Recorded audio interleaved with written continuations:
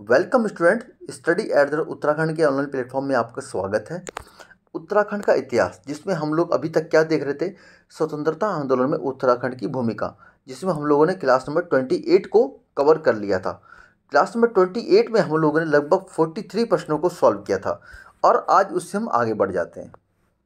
ठीक है, तो पहला प्रश्न हम देख लेते हैं। क्या है पहला प्रश्न हमारा? तो आज की जो हमारे सेशन का पहला प्रश्न है, देखते हैं। किसने 23 अप्रैल को गढ़वाल दिवस मनाने की घोषणा की थी? ठीक है, तो ऐसा कौन सा हमारा राष्ट्रवादी आंदोलनकारी नेता था जिसने गढ़वाल दिवस मनाने की घोषणा करी थी? तो ये हो जाएंगे मोतीलाल नेहरू जी। ठीक है, अगला क्वेश्चन देखते हैं हम लोग। किस्सा खानी बाजार का संबंध किससे है? इस प्रश्न को हम लोग पिछले सेशन में भी कवर कर चुके हैं। तो किस्सा खानी बाजार का संबंध हो जाएगा पेशावर कांड से। दांडी यात्रा की शुरुआत निम्न में से की गई थी। ठीक है, तो दांडी यात्रा में हमारे उत्तराखंड से भी आंदोलनकारियों ने भाग लिया था। ज्योतिराम कांडपाल आदि जी का नाम जुड़ता है। तो दांडी यात्रा की शुरुआत निम्न में से कब की गई थी? तो यह उत्तर हो जाएगा 12 मार्च 1930। ठीक है, 12 मार्च 1930। दांडी यात्रा में उत्तराखंड में कितने सत्याग्रही थे, जिसको हम बात कर चुके हैं? 3 सत्याग्रही थे। ठीक है, उनका नाम अगले क्वेश्चन में आपको मिल जाएगा। ठीक है, ये थे हमारे सत्याग्रही। उत्तराखंड से दांडी यात्रा मार्च में कितने सत्याग्रही थे या कौन कौन थे? तो ये हो जाएंगे ज्योतिराम कांडपाल, वीर खड़ग बहादुर सिंह और भैरव जोशी। ये तीनों के तीनों शामिल थे। ठीक है, इनका नाम हमेशा याद रखेंगे। देघाट अल्मोड़ा में उद्योग मंदिर आश्रम की स्थापना किसने की थी? ठीक है, तो उद्योग मंदिर आश्रम, ये इंपॉर्टेंट क्वेश्चन है, ये नया प्रश्न है, आपके लिए एग्जाम में बन सकता है। तो उद्योग मंदिर आश्रम की स्थापना किसके द्वारा की गई? ज्योतिराम कांडपाल जी के द्वारा की गई थी। दांडी यात्रा कितने दिनों में पूर्ण हुई थी? ठीक है, तो दांडी यात्रा आपने भारत के इतिहास में भी आपने पढ़ी होगी। ठीक है, तो ये 24 दिन की यात्रा थी। कुमाऊं में टमटा सुधार का गठन कब किया गया? ठीक है, इसका कथन का आपको आंसर देना है। तो टमटा सुधार का जब गठन किया गया था, वो वर्ष कौन सा था? वो था 1905। ठीक है, आगे देखते हैं। हरिप्रसाद टमटा ने दलितों के लिए शिल्पकार शब्द का प्रयोग कब किया? ठीक है, हरिप्रसाद टमटा टमटा सुधार आंदोलन के सबसे प्रमुख नेता थे और उनके द्वारा शिल्पकार शब्द का प्रयोग किया गया 1911 में। ठीक है, कुमाऊं में शिल्पकार सुधारणी सभा का कब गठन किया गया था? ठीक है, तो इंपॉर्टेंट क्वेश्चन है, ये आप देख सकते हैं 1931 में किया गया था। लैंसडाउन में अमन सभा का गठन किस वर्ष हुआ था? ठीक है, अमन सभा एक लास्ट सेशन में प्रश्न बन चुका है। तो अमन सभा का जो गठन किया गया था वो किया गया था 1930 में। ठीक है, निम्न में अमन सभा का सहयोगी कौन था? ठीक है, सहयोगी कौन था? इनमें एक प्रेस की बात करी जा रही है, पत्र की बात करी जा रही है। तो कौन सहयोगी था? हितैषी प्रेस और हितैषी पत्र, दोनों सहयोगी थे इसके। 5 आना बड़ी लगान की दर के विरोध में जागृत गढ़वाल संघ की स्थापना कब हुई? ठीक है, तो एक लगान थी जिसका नाम था 5 आना बड़ी लगान के दर से, ये एक लगान का नाम था। तो इसके विरोध में जागृत गढ़वाल संघ की स्थापना कब की गई थी? यह की गई थी 1932 में। ये फेवरेट पैटर्न है ईयर पूछने का। ठीक है, जोहार में कांग्रेस की स्वर्ण जयंती कब मनाई गई? जोहार क्षेत्र कौन सा होता है? जो पिथौरागढ़ वाला क्षेत्र है और नेपाल से सटा हुआ क्षेत्र, उसको जोहार क्षेत्र बोला जाता था। तो जोहार क्षेत्र में कांग्रेस की जयंती कब मनाई गई थी? तो यह मनाई गई थी 1935 में। ठीक है, गढ़वाल हितकारिणी या गढ़वाल यूनियन की स्थापना कब हुई थी? ये वेरी इंपॉर्टेंट क्वेश्चन है। तो 1901 में इसकी स्थापना हुई थी। अगला प्रश्न देखते हैं। गढ़वाल यूनियन की स्थापना का श्रेय किसको दिया जाता है? तो यह दिया है तारादत्त गहलोत। तारादत्त गहलोत के साथ एक जो और सुना है, ब्राह्मण सरूला ब्राह्मण वाला जो आपका संघ था, उसकी स्थापना का श्रेय भी तारादत्त गहलोत जाता है। ठीक है, निम्न में तारादत्त गहलोत कौन थे? तो तारादत्त गहलोत क्या हो जाएंगे? संगीतकार, वकील, वैज्ञानिक, खिलाड़ी। तो आपके हिसाब से क्या होना चाहिए? तो ये एक वकील थे। ठीक है, डोला पालकी आंदोलन लगभग किस वर्ष हुआ था? ठीक है, डोला पालकी आंदोलन बहुत फेमस आंदोलन है, शिल्पकार संबंधित आंदोलन है। ठीक है, 1938 में इसका आंदोलन ये सम्मिलित हुआ था। ठीक है, माफ कीजिएगा 1938 बोल गया, 1930 में। ठीक, डोला पालकी आंदोलन का नेतृत्व किसके द्वारा किया गया था? तो डोला पालकी आंदोलन का नेतृत्व किसके द्वारा किया गया था? यह आंदोलन का नेतृत्व किया गया था जयनंद भारती के द्वारा। किस आंदोलन का उद्देश्य शिल्पकारों को स्वर्णों के समान अधिकार दिलाना था? तो यही डोला पालकी आंदोलन। भारत में व्यक्तिगत सत्याग्रह किस वर्ष आरंभ हुआ? तो भारत में व्यक्तिगत सत्याग्रह आरंभ हुआ 1940 में। देश में प्रथम व्यक्तिगत सत्याग्रही थे, तो देश की बात करी जा रही है, ठीक है, पूरे भारतवर्ष की बात करी जा रही है, तो उसमें विनोबा भावे थे। अगर उत्तराखंड की बात करी जाएगी, उत्तराखंड में प्रथम व्यक्तिगत सत्याग्रही कौन थे? तो वो हो जाएंगे जगमोहन सिंह नेगी, ठीक है। ये हमने पहले भी इस चीज़ को कवर कर चुके हैं हम लोग, ठीक है।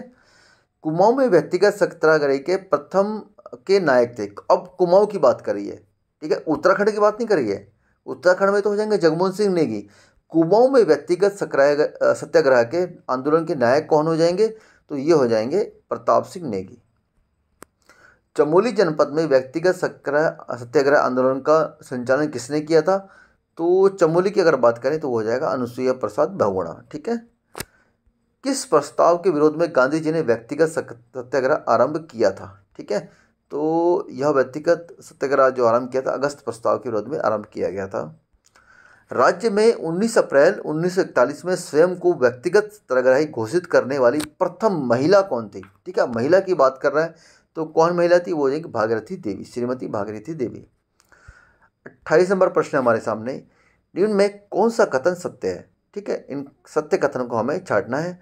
राज्य में व्यक्तिगत सत्याग्रह का प्रारंभ करने हेतु पहली बैठक सन 1940 में ब्रिटिश गलवाड़ के डांडा मंडी में हुई थी। ये बिल्कुल सही कथन है, ठीक है, इसको आप सही कथन मान के चलेंगे। देवीदत्त पंत जी को व्यक्तिगत सत्याग्रह के 9 माह की सजा हुई थी। ये भी बिल्कुल सही है, तो ये हमारे ऑप्शन ए और बी दोनों सही हो जाएंगे। उत्तराखंड में भारत छोड़ो आंदोलन का सर्वप्रथम प्रभाव किस जनपद में पड़ा था? वेरी इंपॉर्टेंट क्वेश्चन, 1942 की घटना बात कर रहा है, तो सबसे पहले किस जनपद में प्रभाव पड़ा था? रुद्रप्रयाग में पड़ा था, ठीक है। आगे देखते हैं, सालम की क्रांति किस वर्ष हुई थी? ठीक है, तो जो सालम की क्रांति थी ये भारत छोड़ो आंदोलन के आसपास हुई थी, तो ये 25 अगस्त 1942 की घटना है। निम्न में सालम का शेर किसे कहा जाता है? बहुत ज़्यादा इंपॉर्टेंट क्वेश्चन है। सालम का शेर किसे कहा जाता है? राम सिंह आज़ाद को। ये एग्जाम में बना हुआ क्वेश्चन है, ठीक है। 9 अगस्त 1942 को अल्मोड़ा के नंदा देवी प्रांगण में किसने भाषण दिया था? तो यह भारत छोड़ो आंदोलन का प्रभाव था। उस समय अल्मोड़ा के नंदा देवी प्रांगण में किसके द्वारा भाषण दिया गया था? वो था बीडी बद्रीदत्त पांडे जी के द्वारा।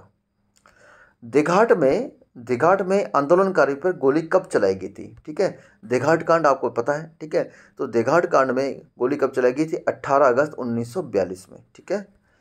निम्न में गांधी आश्रम कहाँ पर स्थित है? तो ये चनौदा में स्थित हो जाएगा। निम्न में किनके द्वारा गांधी आश्रम की स्थापना करी गई? तो शांतिलाल त्रिवेदी जी के द्वारा स्थापना करी गई। चनौदा में स्थित गांधी आश्रम पर कब ताला लगाया गया? तो यह जो ताला लगाया गया था, यह डेट है 2 सितंबर 1942। स्वतंत्रता आंदोलन के समय शिलांगी में राष्ट्रीय विद्यालय किसने खोला था? ठीक है, तो वह कौन सी व्यक्ति है?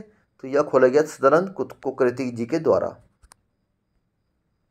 ताड़ीखेत अल्मोड़ा जो लगभग रानीखेत के समीप स्थित है, प्रेम विद्यालय की स्थापना किसके द्वारा की गई थी? ठीक है, तो यह स्थापना की गई थी देवकी नंदन पांडे और भागीरथ पांडे जी के दोनों के द्वारा स्थापना की गई थी। तो ऑप्शन सी हमारा ठीक हो जाएगा।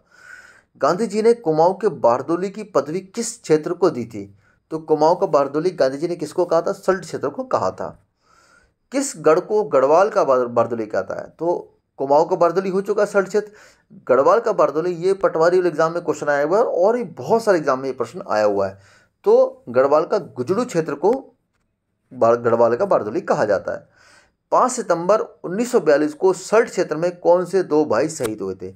सल्ट घटनाक्रम, इन दोनों भाइयों का नाम आता है गंगाराम और खीमदेव, ठीक है, खीमादेव या खीमदेव, दोनों का ऑप्शन आपका ऑप्शन सी हमारा ठीक हो जाएगा। कैप्टन मोहन बोस ने आज़ाद हिंद फौज का गठन कब किया गया? ठीक है, अब देखिए आज़ाद हिंद फौज उत्तराखंड से जुड़ने वाली है, ठीक है। पहले तो देखिए आज़ाद हिंद फौज का गठन कब किया गया? तो यह किया गया 1941 में। सन 1943 में आज़ाद हिंद फौज की बॉर्डर किसने संभाली? तो ये आपको पता ही है, नेताजी सुभाष चंद्र बोस द्वारा। सिंगापुर में ऑफिसर ट्रेनिंग स्कूल के कमांडर कौन थे? ठीक है, तो ये अब जुड़ जाते हैं हमारे कर्नल सिंह नेगी जो उत्तराखंड से बिलोंग करते हैं। यही कारण था ऊपर वाले 2 क्वेश्चन को यहाँ पे समेटने का। नेताजी सुभाष चंद्र बोस के अंगरक्षक बटालियन के कमांडर कौन थे? ठीक है, तो यह हो जाएंगे मेजर देव सिंह दानू। देखिए कितना बढ़ चढ़ के भाग लिया उत्तराखंड के लोगों ने आज़ाद हिंद फौज में और भारत की स्वतंत्रता में।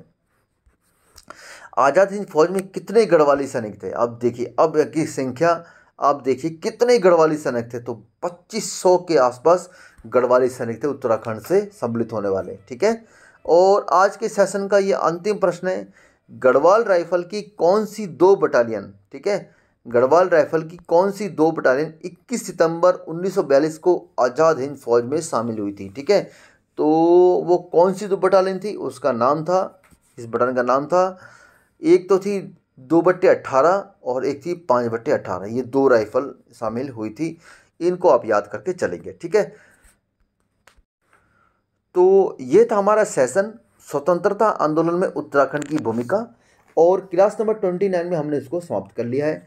और जो हमारा नेक्स्ट चैप्टर रहेगा वो रहेगा उत्तराखंड में समाचार पत्रों का इतिहास और स्वतंत्रता आंदोलन में योगदान। इसको हम 2 या 3 लेक्चर में इसको समाप्त कर देंगे। तो उम्मीद करता हूँ कि जो हम उत्तराखंड की जो सीरीज चला रहे हैं उसके वो आपके लिए लाभकारी सिद्ध होगी। और फिर बने रहिए स्टडी एट उत्तराखंड के साथ। मिलते हैं नेक्स्ट वीडियो में, तब तक के लिए जय हिंद।